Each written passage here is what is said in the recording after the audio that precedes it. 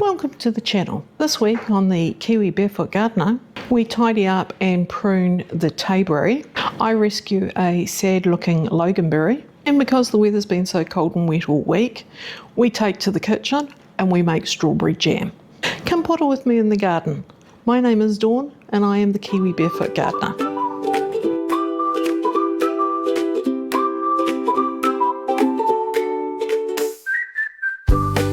Good morning. Well, it is Sunday and the weatherman has had it wrong. It is actually a really nice morning out here. We've had no frost, and while it's not super warm and the sun's disappeared behind a cloud at the moment, it is actually very pleasant out here for, early July. Both the cats are out here with me. They're just out of shot. I think Lou's just gone in for a snack, but Bo's plopped himself there, keeping an eye on me. And what we're up to today is pruning the tayberry to start with, and we'll see how we go for the rest of the day. So this tayberry was gifted to me by Tai Ong, who lives down near Geraldine in the South Island, and he's kindly gifted me several things, cane plants and things like that, grapevine. And this one, I wasn't quite sure how it was go. It's been in a holding pot for quite a long time, and last year I developed a little area here because it needs a good amount of sun, so I had to find a spot for it. So it's ended up here in a big pot, big 50-litre pot, and I'm hoping it'll quite like it. It seems to have so far. So what is a tayberry? Well, a tayberry is a cross between let me get this right, a raspberry and a blackberry, and it was developed in around about the 1970s as a hybrid in Scotland, which is where it was developed, and it's got its name from the River Tay in Scotland near where it was developed. It's meant to have the larger fruit of the blackberry, and it's meant to have quite a sweet but tart overtone fruit. I've not tried it yet because last year we popped it in the pot last winter and it hasn't fruited yet. Now, like a lot of cane fruit, raspberries, etc., it does need support, and often you grow them up against a fence or something, but because where I've got mine there's no fence, so I put in this tomato cage, which is normally triangular, but I developed it into a four-sided thing, and my aim was to grow the canes up through there, but it didn't quite work out that way. They've sort of spilled over. So while I'm not going to do a lot of pruning because I want the second year wood to work, and it didn't have really much wood at all, it was just down to the bare minimum last year, I will take out dead, dying, damaged, etc. But the other thing I want to try and do, and I'm not quite sure if it's very visible on the camera, but the tayberry has got thorns that are equal, if not longer, than the gooseberries that I did the other day. So yeah, it's going to be a bit of a ouchy mission. But let's see what we can do and have a look at it. There's definitely some stuff that has, so like this one here is completely detached, so that's broken off probably in one of our rough weathered things, so I'll get rid of him before he hurts anyone. And I don't know if you can see, if I bring it up a bit closer, how big those thorns are. So yeah, he's a nasty little thing, but hopefully he's got sweet treats for me come summer. Now what I think I'll do first, other than I've just got rid of that really nasty piece of cane, is I think what I might do is try and move some of these up a bit and tie them, and then that will give me a better idea of where I need to go next. Pretty sure that some of them aren't going to move and I'm just going to have to deal with it cascading, but we'll see how I go. Right, that is the tayberry tied up, and as I went around and lifted as much as I could and tied it up, there wasn't actually anything really I needed to prune per se. There were 3, 4, maybe 5 branches that had either completely broken off and were just sitting there, or one that was sort of hanging on by a bit of bark, so I took them off. But the rest of it looks quite good. It's lots of crossy overs and things like that, but until I've had my first harvest, I won't really know how the tayberry itself works, you know, whether I need to really hack at it and things like that. But let's see how it goes this year. I'm going to top it up dirt-wise in a minute. I've got a sack of compost here, so I had planted it enough so that I had room to give it a top-up this season. So going to do that. That's going to be a bit of fun because it's a matter of avoiding the prickles. So yeah, I'll do that now. I'm just in the process of filling up the dirt for the tayberry, and I thought, oh, where's that strange stick sticking out? I realised it's a little stick insect. He's a baby and he is brown, as in the stick brown. I had one yesterday or the day before out the front by the garage, and he was very green, and he had been walking across the concrete, and I thought, oh, got to get him. So I managed to get him and pop him into the foliage before the cats and all the birds saw him. So, and he was a big adult. But I'll pop a wee photo up just up here of this guy. He's just a baby. He's just a twig. He's lovely. I just love finding them in my garden. Okay, so the tayberry's all done, topped up, and I'm quite happy with that. Now I've got a couple of other berries here. Sorry, the fantails are playing around. Very sweet. This one here, just out of shot, is a loganberry Waimati, and it is not happy. It's its second year there. It's never really done much. It obviously just doesn't like the spot, too windy, not enough sun, that sort of thing. So he's in a pot. I'm actually going to move him and pop him into one of those big planters. Now, before I do that though, I do have another planter here just behind me, which I think has a blackberry in. I made a mistake last year by bunging it in there quickly without actually doing a lot with the soil, making sure the soil was really compacted down, because it sunk significantly. And it too doesn't like being where it is. It doesn't like the wind and lack of sun. Now, I can't do much about the wind per se because I've got nowhere to put it that isn't particularly windy, but I can move it to the other side of this alley, which gets way more sun than this does. This only gets the afternoon and evening sun in the summer. It gets no sun at all during winter, and it doesn't get a lot of sun really. So I'm going to move them.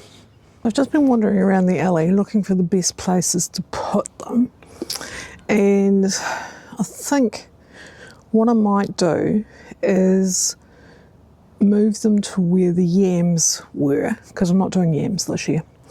But, and I know this sort of goes against good gardening principles, I'm actually going to use the dirt that the yams were in, and know that I'm going to have to pull out baby yam plants, because that dirt has already settled significantly, and I'm not going to have the same dirt drop that I had in this one here. So now I've just got to figure out how am I going to support them, because they're going to be in the black planters without this green netting on the fence behind them. What I'm thinking is I'll use some of my tomato stakes, jam it down the legs, and put up the netting over or around the actual tomato stakes. I won't do that bit today. I'll put the stakes in, but I won't do the netting bit. I'll just see if I can move the plants today and see how they settle in. They'll get a load more sun there, and I think they will be better off there. So the first one I'm moving is the loganberry. Now, the history of the loganberry, just pulled it apart, is that it was accidentally created in 1881 in California. Now, the thornless one, specifically the loganberry waimate, is particularly suited to our climate. So, yeah, that's the one I've got, and that's the one I'm going to move. And when you're pruning it, like a lot of things, it fruits on second year wood. But my poor old loganberry is looking particularly sad. So that bit that just fell off is dead as a doornail. So I'm going to have to go through and work out what's dead and what's alive. It didn't like the pot, but I do see some new shoots there. Whether they're viable or not, or whether I've given it such a hard life that it's packed up and left, I don't know. So I'm going to tidy it up and then pop it in this one. The tomato stakes went down the legs really easy, so that's good. As I said, I won't put the plastic stuff up today. I have to dig it out from a corner in the garage and cut it down, and I will tie it up onto that in the next couple of weeks on a day which is like today with no roaring easterly down here. Okay, so I'm going to pop it in this bed here, empty some out. I've clipped it back. There doesn't seem to be a lot of good wood, to put it mildly, and the new shoots apparently a bit thorny, so not sure about that. Oh, neighbour's going to mow his lawn. Well, that didn't work. My cunning plan ended up having a very large hole in it, mainly because when I went to get the loganberry out, it had a hell of a lot more roots than what I thought, so it dragged all the dirt out with it. So yeah, I ended up breaking up the quite hard root ball around it. Well, I should say the dirt, not the actual roots. So yeah, not exactly as I anticipated, and because of that I've had to dig out quite a lot more of the dirt out of this, which wasn't what I was wanting to do. I was using it because the dirt had settled, but now I've had to dig a heap out, and looking at this in here I might have to dig a bit more out yet. So I better get my skates on because I can see the weather's changing, the wind's changed, and it's definitely got that bitter cold feeling in it, the icy feel. So I need to get this in. I did find one root thing that has got some new shoots off it, but this has little prickles, so I'm starting to wonder if it is actually the loganberry or has something else seeded in there. Who knows? But I'll plant it to one side and see what happens. Okay, it's in there. Let's see how well it does, if it takes off or not, or if I have actually killed it in its original pot. Fingers crossed. They're pretty tough, and yeah, it did get a bit of a hard life. But as I just said, the weather's changing, so I'm going to head on in, and hopefully the weather will improve at some point. At the moment it's not looking good for the rest of the week, but fingers crossed. The weathermen are often wrong. Catch you then. Good morning. It's Wednesday, and no, this is not the garden, but we are doing something gardening related. I'm making jam today. Now, I tend to make my jam over winter, autumn sort of thing when it's cooler and I'm in theory not so busy. So as I harvest my fruit, I prep it ready to make the jam, and then pop it in the freezer. I usually try and weigh it as well to give me an idea of how much fruit I've got. I try and do a double batch of each fruit each year. So for instance, the recipe I've got today, I'm making strawberry jam, and the recipe I've got uses 1.5 kg of fruit for the basic. So I had frozen 3 kg of fruit. So that was all prepped and ready in containers in the freezer, which I pulled out this morning. Now, normally I'd pull it out the day before and let it thaw, but I wasn't quite sure if I was going to be doing jam today or not. Wasn't sure if I had the motivation, to be honest. Yeah, because it takes quite a bit of effort for me for standing for long periods of time with bottling it up and things. So I just needed to get the right day to do it. So I left the berries in the freezer till I was ready to do it. So this morning so far, I've checked my weights. I've got my scales here, which I'll use for the sugar in a bit. And here, which you can't see on camera at the moment, but I'll pop a wee picture up, is my jars ready to go. Now, I always do way more jars than I need because I'm awful estimating volume to volume. So the volume that's in the pan to the volume I've got for the jars. So I do extra, so just in case. That way, if I've got extra jars, they've just been warmed. There's nothing, nothing really horrible about having extra jars. Now today I'm using the Otago Farmers Market recipe, only because of working out the ingredient need to activate the pectin. Often I use the Chelsea sugar one, but that uses tartaric acid and I haven't got any. So this one uses lemon juice, which is the acid that will activate the pectin in the fruit to make it set. So I just needed a recipe that told me how much lemon juice I needed. So I'll get the lemon juice ready later. At the moment, you can see in the background there's a big pot on the stove. That is just on the lowest flame out, and it's just slowly, hopefully, thawing my fruit into a mashed mess so that I can start. While that's turning into a mashed mess, I'll get these jars into the oven and slowly get them warmed up so they're ready for when I want them. And I boil my lids. Some people put them in the oven, but I boil my lids at the time I'm actually going to jar up my jam. Now, I did notice on a recipe I went past that one person was water bathing their jam. Now, I don't go into all that sort of thing. I know that the Americans are big into their water bathing and their canning and their things like that.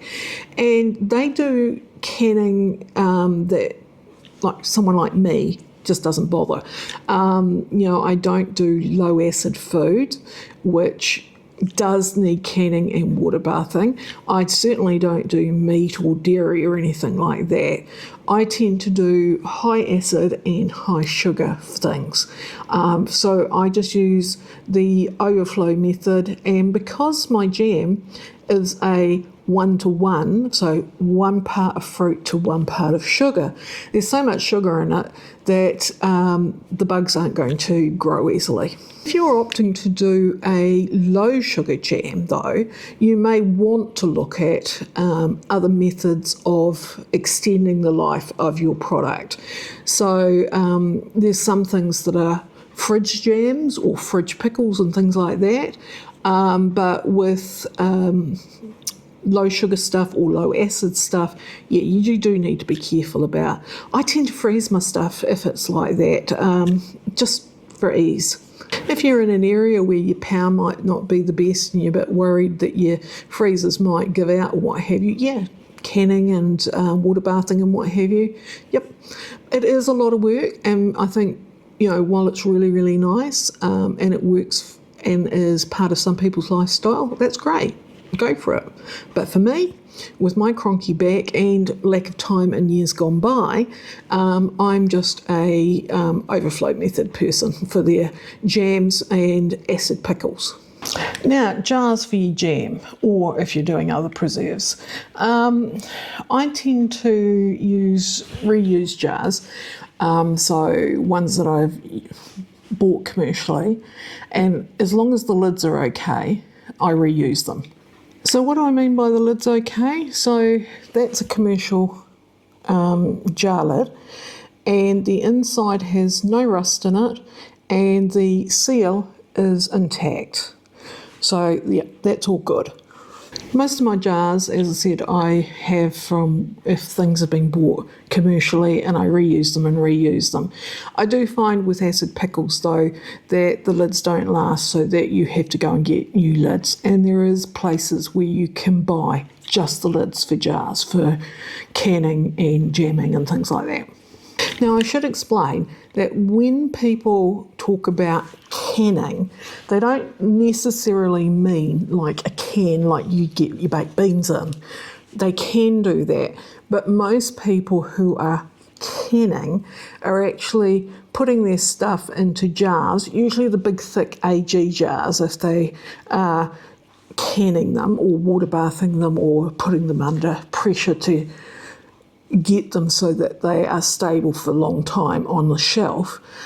So it is just, when we talk canning, it is most of the time about jars. However, this time I'm a bit short on really nice jars because I like to give some of my jam away. So I have actually bought a few jars this time, just little ones with a shaped edge with a little tartan top, and that just gives me something a wee bit nicer to give to friends and family if they'd like a bit of jam. And I often find that family are quite happy to have a pot of jam, especially if I'm doing something like gooseberry, because that's a bit more unusual. It's not something that's easy bought on the shelf like a strawberry jam can be, though there is nothing like homemade strawberry jam. Okay, so for the jam, the recipe is really simple. I've doubled it, so for me I'm doing 3 kilos of strawberries to 3 kilos of sugar. Yes, I know it's a lot, but it's a 1-to-1, it's a full sugar recipe. And then to activate the pectin, I'm using 4 lemons, well, juice from 4 lemons. So I've just got to get those ready. And I know most of you know this trick already, but to get the juice out of your lemon, just give it a good roll round before you cut it. Yep. Now, if I was being really good, I would grate the lemon and freeze the rind. But at the moment, I don't need the rind, and if I put it in the freezer, it's probably just going to get lost at the moment in my freezer. So I'm not going to. I'm just going to juice the 4 lemons ready to put into the jam mix at the appropriate time. Okay, so because my fruit was frozen, it's slowly thawed, and so there's probably a reasonable amount of liquid in there from the cells of the fruit rupturing and putting out their liquid. No problem. Now, the next step for me is to heat the fruit and to mash it. And I don't mash my fruit a lot. I mean, a lot of people, mash the hell out of it and then add the sugar, but I like little bits, reasonable sized bits of fruit in my jam. So, yeah, I'm going to get on with that, and when we're at the next stage, I'll bring you back. Okay, my fruit has come up to a gentle boil, and at this point, I'm going to add the sugar and the lemon juice. So I've got lemon juice of 4 lemons. I've double strained this because it had bits and pieces in it, so that goes in. And then you add the sugar. Now this is only part of my sugar, because remember it's a 1-to-1 fruit to sugar ratio for full sugar jam. You can get recipes online for low sugar jam, but just remember that they may not have the same shelf life, and you may have to water bath them or keep them in the fridge. So, right, I'm just going to keep going with that. This needs, once it comes back up to the boil after all the sugar's been added, it just needs to gently boil for about 15 minutes, and in the last 5 minutes I need to check its jam set by using a chilled saucer that's currently in the freezer. I've got a couple in the freezer, and you just pop a wee bit of jam on it and you see if it ripples when you pop your finger through it, but I'll show you that at the time. So you get your jam sort of gently rolling, and I've actually had to take out a fair bit. I have overestimated my volume of pot. I know in the past I've done jam in here, and I think I must have just done a single batch and it was fine. But anyway, this is double batch, and so I've taken a whole lot out and put it into a pot just sitting on the side. I'll cook it up in a bit. And so you want to get your jam so it's just quietly boiling, not frantically boiling. And at this stage, the little pale foam, the pink foam, you just need to start spooning that off quietly. You can leave it on, you don't have to take it off, but it will make your jam a wee bit on the dusky side. So it's better just to take it off. And you may need to stir your jam at this point too, just to make sure it doesn't catch. So, which is always a problem with something this sugary, that you need to make it boil, but you don't want to make it catch. So now, before I forget too, if you don't get rid of all your foam and you want to sort of dissipate it a bit, apparently, and I've never done this for mine, a knob of butter, just a tiny wee knob of butter, added at the end just before you start potting it up and give it a quick stir, breaks the surface tension and stops it being so foamy and cloudy. But I just scoop mine off like this quietly. It's on its 10-minute at the moment of boiling, and I will be at some point starting to do the test to check. And yes, there are some quite big pieces of fruit in there, but that's how I like it. You don't have to, you can mash yours much more.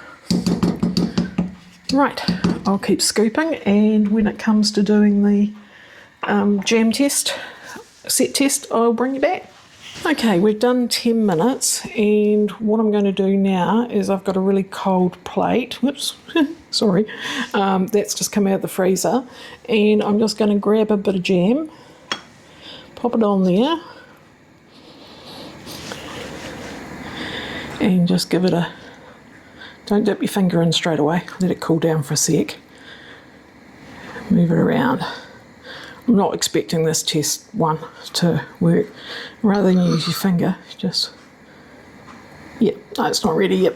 So just rinse that off and give it a few more minutes. You're meant to test every minute for the last 5 minutes, but that's way, a long way away from being ready. One thing to say while that is boiling and I'm doing the test, you can get a jam thermometer that will tell you when it's up to set point. And the other thing that you can do is you can buy agents that you sprinkle in that help make it set, so jam sets. But I'm a bit of an old-fashioned thing, and I tend to just do it the old way. And I only ever use a jam set when I've made the jam, it's a disaster, and I've had to pour it back into the pot to redo it. And then I'll use a jam set. But yeah, whatever suits you. Second test. It's had an extra 5 minutes. Pop it on the saucer.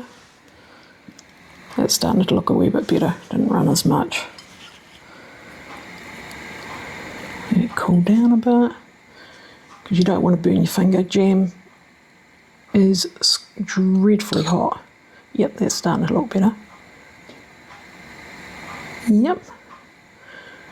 I might just give that another few minutes. Right, third test. Let's see how we go.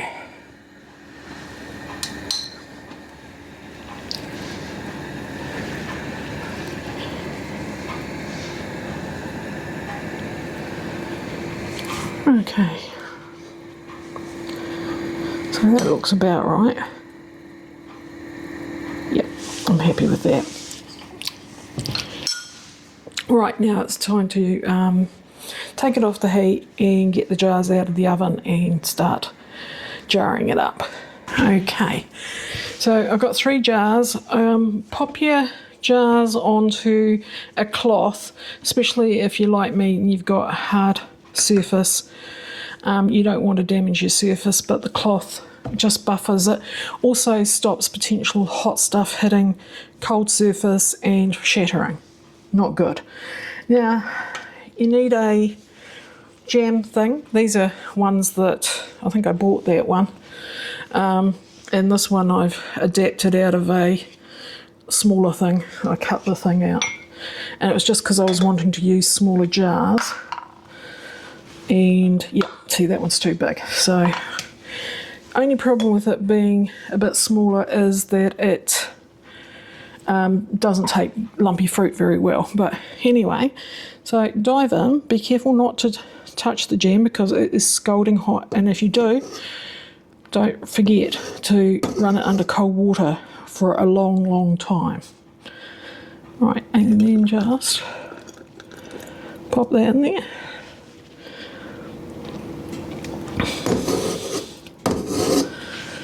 And I usually do about 3 jars at a time, topping up.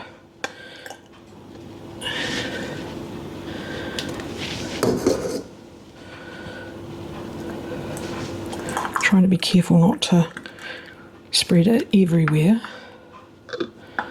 I'll top that up in a minute. Let's just get the jars reasonably full.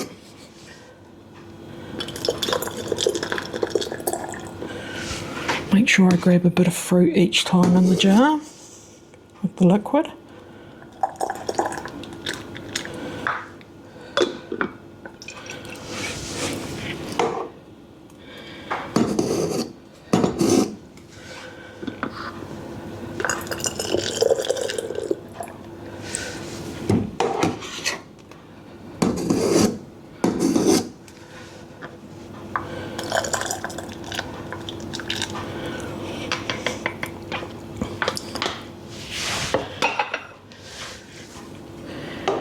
And then, because as I said earlier, I use the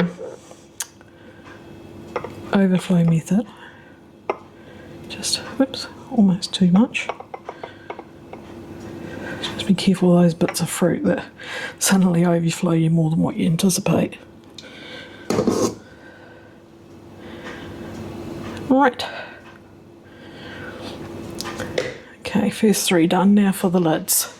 Now I've boiled my lids so they are hot, and I've pulled them out of the hot water and dried them. Now this is where you need to be really careful. Pop your lid on, hold your jar, which is scalding hot, remember, and tighten it.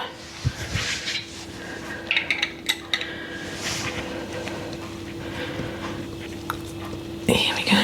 I'll retighten these in a minute. Just get them on to start with. Right, and then I'm going to move these to where I keep them for the next few hours. Right, jam done. Yes, I'm hot and sweaty. So it's all sitting there ready to go. It's just slowly going pop, pop, pop, each jar as it seals itself. Yeah, I think that's basically the jam done for, well, the strawberry jam. I need to, at some stage in the near future, do the gooseberry. But it's similar. It just seems to take a bit longer to actually reach its boiling point, gooseberry. And you know gooseberry's ready because it sort of takes on a pink tint. So when it's finished, it's actually quite a lovely colour. Now, I leave my jam sitting on the bench, as I said, to pop the lid down so it seals. Some people turn their jars upside down in that process. I've just never done it, and it always seems to seal. Though I always check, so it'll stay there overnight. I won't move it. When it's sorted in the morning, I'll wash each jar down so it's not sticky on the outside, and then label it. And I will check each of the tops to make sure that they have sucked down, popped. Anything that hasn't popped will just go into the fridge and be used first. So I'm pretty pleased with that. The house smells amazing. Unfortunately, there's no smell-o-vision on YouTube, so you can't smell the house smelling of strawberries in summer. which is a shame because it smells gorgeous. I'm going to sit down now with a cold drink and catch up with you again soon. Well, it is time for a cuppa and a chat. I've got coffee today because it's Saturday morning. I'm actually inside underneath the heat pump trying to keep warm because we've had temperatures under 10 degrees all week and it's been wet most of the week. I actually haven't been outside in the garden since we did the tayberry and the loganberry on Sunday morning. It is now Saturday, so almost 7 days. But that's the reality of winter. There's times when you get locked inside for several days, and then there's times that we have absolutely glorious days after frosts and things like that. So it is what it is. It has slowed me down a bit on all the winter chores that I need to get done, but yeah, okay. So what did we get up to this week? Well, we started off with the tayberry. We had a look at it. It hadn't quite done what I had hoped it would do, but that's probably due to more my lack of knowledge how tayberries go. But it has grown a whole lot of canes, and because tayberries, like a lot of berries, fruit on their second year would, I'm hoping to get berries this year, so that's good. And I tied it up and sort of tried to make it look the best, so it had lots of air and things like that. Removed a few branches that had either completely come off or were hanging on by just a bit of bark. So yeah, it's ready for its spring flourish and hopefully its summer fruiting. Now the loganberry, yeah, probably another of my failures, but it is what it is. It's been moved. It's had a week of wettish, cool weather to settle into its new container. So I must nip out sometime in the next day or so and check how it's fared with the weather. Hopefully it's settled right down. And we'll see if it shoots off come spring. Now, because of the bad weather and not being able to get out, I decided that I needed to start doing something with the stuff that I'd harvested over the summer, and I had about 3 kilos of strawberries that I wanted to turn into jam, and that's what I did. However, in hindsight, I probably bit off a bit more than I could chew. I was thinking if I did a double batch, I'd get it over and done with, and that would be it, the strawberry jam done, and that, doing one big batch as opposed to 2 smaller batches would mean less, for a better word, effort on my part. Well, that didn't turn out that way. So despite the fact that I had done everything I'd always done and I had added a good amount of lemon juice as per the recipe and the proportions that were indicated, because I can never remember from one year to another what the proportions are, it didn't set. When I looked it back, why it probably didn't set, it was probably due to my impatience. I probably didn't let it get hot enough. I didn't get it up to set point. My back had, by the time I was doing the 3rd test, was getting sore, and I was going, I've just got to get this done, and yeah, I just thought, right, stuff it, I'll do it. It looked okay. I'll just put it in the jars, see if it sets. Well, it didn't. But since then, I've tipped all the jars out back into the pan, and I've had to resort to jam set. Something I don't like doing because I don't particularly like that whole add stuff sort of thing. But I mean, it is only pectin, so I don't know why I don't like it. Probably because it's a commercial product and I've got it in my mindset you're meant to do it, like from start, but the sugar's commercial, so With a bit of help from the family, I got it all bottled up and it's sitting on the bench. I just need to label it now.